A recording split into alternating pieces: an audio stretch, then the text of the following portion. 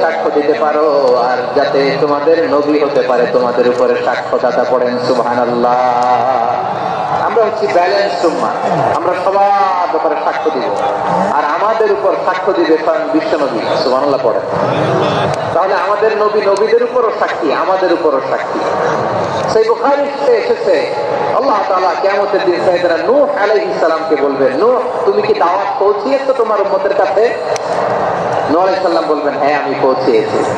এবার নূহের উম্মতকে আল্লাহ জিজ্ঞেস করবেন, এই নূহের উম্মতেরা তোমাদের নবী নূহ কি দাওয়াত পৌঁছিয়েছে? নূহের উম্মত বলবে, না আল্লাহ, আমাদের কাছে কোনো সতর্ককারী আসে নাই, কোনো নবী টবি আসে নাই, কোনো দাওয়াতও আমরা পাই নাই, আপনারাও চিনি নাই, জান্নাতও চিনি নাই, জাহান্নামও চিনি নাই। নূহ আলাইহিস সালাম বিপদে পড়ে যাবেন। তখন আল্লাহ বলবেন, নূহ তুমি বললা পৌঁছিয়েছো, তোমার উম্মত বলে কিছু পাই নাই। নূহ তোমার কি কোনো সাক্ষী আছে? তোমার কথা তোমার উম্মতের কথা তো মিলে না। তুমি বললা তুমি আমার নির্দেশনা দাওয়াত পৌঁছে দিয়েছো, কিন্তু তোমার উম্মত বলে পাই নাই। নূহ তোমার পক্ষে কোনো সাক্ষী আছে? নূহ আলাইহিস সালাম বলবেন, আছে। কে? উম্মতে মুহাম্মাদী। তখন আমরা বলবো, আল্লাহ নবী নূহ আলাইহিস সালাম তিনি আপনি যা যা বলেছেন ঠিক তা তার উম্মতের কাছে পৌঁছে দিয়েছেন। এবার নূহের উম্মতের সাথে আমাদের ঝগড়া লাগবে। তারা বলবে, তোমরা আসছো আমাদের হাজার হাজার বছর পরে, তোমরা কি করে জানলা? তোমাদের সাক্ষী কর্তব্য হবে না? আমরা তখন বলবো, আমাদের কোরআনে তোমাদের নবীর নামে আল্লাহ তাআলা একটা সূরা নাযিল করেছেন, সূরাতে নূহ। আওয়াজ করে পড়েন আল্লাহু আকবার।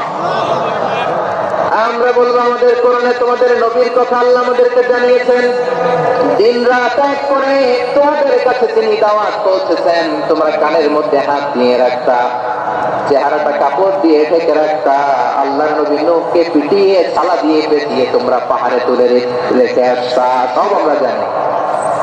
আমরা যখন বলবো এই কথা, নূহের উম্মত চুপসে যাবে।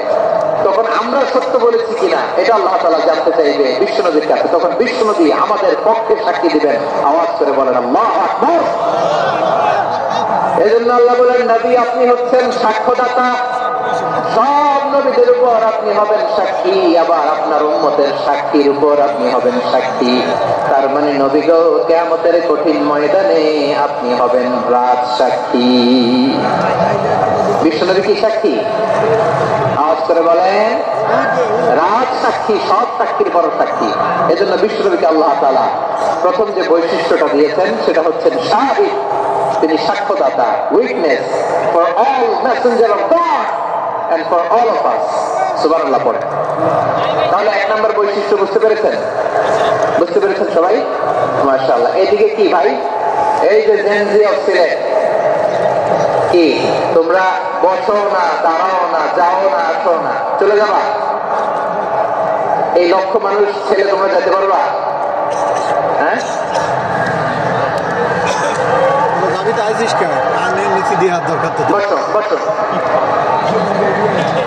বসতে হবে। শুরুতেই তোমাদের অনেক প্রশংসা করলাম, এই যদি হয় তোমাদের প্রশংসার নমুনা, তাইলে হবে না। বসো, মেহেরবানি করে বসো, বসো।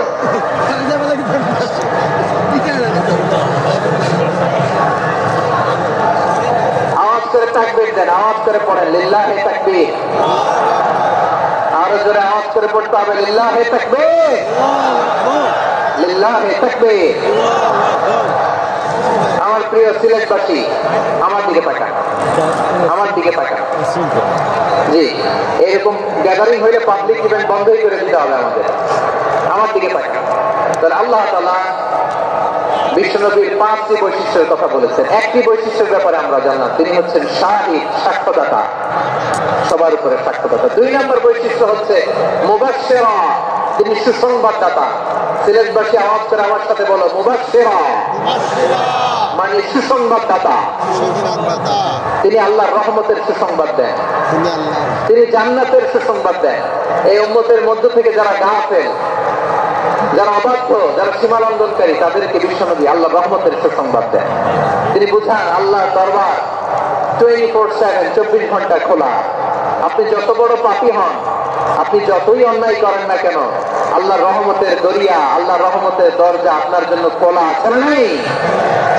জায়নামাজটা বিছিয়ে দেন, চোখের পানি ছেড়ে দেন, 2 রাকাত নামাজ পড়ে সেজদায় লুটিয়ে পড়ে কাঁদেন, যত গুনাহ আপনার হোক না কেন আপনার গুনাহ মাফ করে কবুল করে নেবে কে? মুবাশশিরান বিরহমাতিল্লাহ, বিশ্বনবী তিনি সুসংবাদদাতা, bearer of glad tidings, সুসংবাদ দেন। পাপী অবাধ্য সীমালঙ্ঘনকারীদেরকে তিনি আল্লাহর রহমতের সুসংবাদ দেন। আল্লাহর রহমত থেকে মুখ ফিরিয়ে নিও না। তিনি যে কত দয়ালু, তিনি যে তোমার কত ভালোবাসে তুমি জানোই না।